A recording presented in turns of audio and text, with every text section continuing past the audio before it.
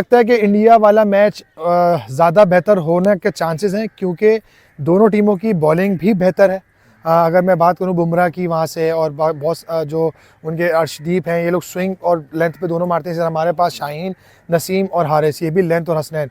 तो I think ये बड़ा बैलेंस स्क्वाड है दोनों का बॉलिंग पॉइंट ऑफ व्यू से। क्योंकि दुबई में मैं इसलिए बात कर रहा हूँ बॉलिंग की ज़्यादा, क्योंकि इस वक्त जो वेदर होता है वहाँ पे थोड़ा सा ठंडा सा होता है, स्क्वायर जो होता है उस पर थोड़ी नमी होती है, तो बॉल थोड़ा सीम करता है और टेनिस बॉल बाउंस करता है।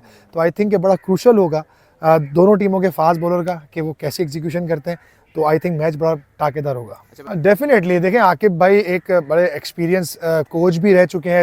एज ए बॉलर अगर उनकी बात करो तो उनके पास उस दौर में वो सब चीज़ें थी जो आजकल के दौर में लड़कों के पास आई हैं, जैसे स्लो वंस, स्विंग करना, यॉर्कर करना। तो आई थिंक आकिब जावेद से बहुत ज़्यादा आकिब भाई से हेल्प मिलनी चाहिए बॉलरों को।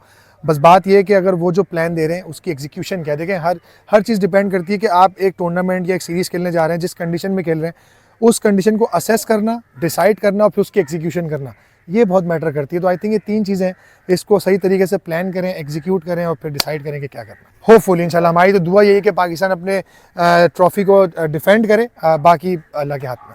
जी, सबसे पहले तो आपने बड़ा ज़बरदस्त सवाल किया है कि 28 साल के बाद कोई पाकिस्तान के अंदर आईसीसी इवेंट होने जा रहा है। सबसे पहले खुशी तो यही हुई थी कि काफ़ी सारे अरसे के बाद जब पाकिस्तान में क्रिकेट वापसी आई है, चाहे वो PSL के थ्रू आई है या वो बहुत सारी टीम आई, वर्ल्ड 11 और फिर सारी टीमें आना शुरू हो गई। अनफॉर्चुनेटली कि इंडिया ही नहीं आई है, बाकी और सारी पूरी होल जो हमारी एसोसिएट्स क्रिकेट टीम्स हैं वो सब आ गई। तो बड़ी खुशाइन बात है। और जिस तरह से स्टेडियम्स में काम हो रहा है, सारी चीज़ें हो रही हैं, नए तौर की सारी चीज़ें लग रही हैं। तो आई थिंक ये बड़ा एक्साइटेड है और पूरी कौम एक्साइटेड है इस टूर्नामेंट को देखने के लिए। और होपफुली कि पाकिस्तान इस टूर्नामेंट में बेहतर करे और बाकी सारी चीज़ें कि डिफेंडिंग चैम्पियन का हम पार्ट रहें एज ए पाकिस्तान टीम। तो बस बेस्ट विशेज़ ही है पाकिस्तान टीम के लिए कि जो अब नया स्क्वाड है वो अपने ट्रॉफ़ी को डिफेंड करने की कोशिश करे। जितने भी प्लेयर्स हैं उनके लिए बहुत सारी दुआएं, उनके लिए बहुत सारी बेस्ट विशेज़।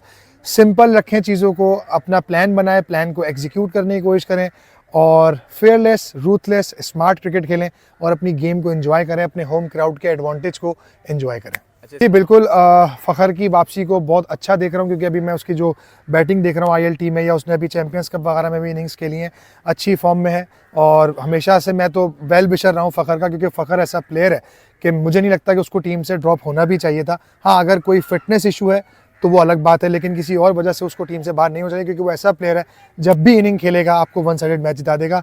तो मैं तो मेरी तो ख्वाहिश थी कि एज ए क्रिकेट फ़ैन के साइम और फ़खर ओपनर हो तो क्या ही बात है। लेकिन अनफॉर्चुनेटली दुआ करता हूँ कि साइम की भी जो फिटनेस है वो जल्द से जल्द बेहतर हो और वो पाकिस्तान टीम का पार्ट बने आगे जाके।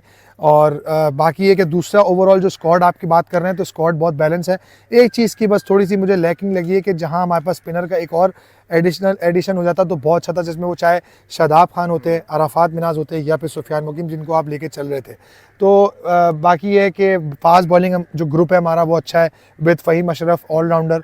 और बैटिंग में भी अगर आप देखें तो फ़खर, अब देखना ये है कि फ़खर के साथ ओपन कौन करता है, कि बाबर करते हैं या सऊद शकील करते हैं या कौन ओपन करता है। उसके बाद फिर जो आपके मिडिल ऑर्डर्स हैं, कामरान गुलाम, सलमान अली आगा और खुशदिल शाह लोअर ऑर्डर में आए हैं।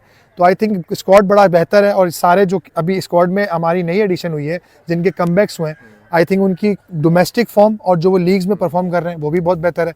होपफुली कि सब अपने अपने प्लान्स के मुताबिक एग्जीक्यूशन कर सकें और पाकिस्तान के लिए बेस्ट परफॉर्मेंस कर सकें।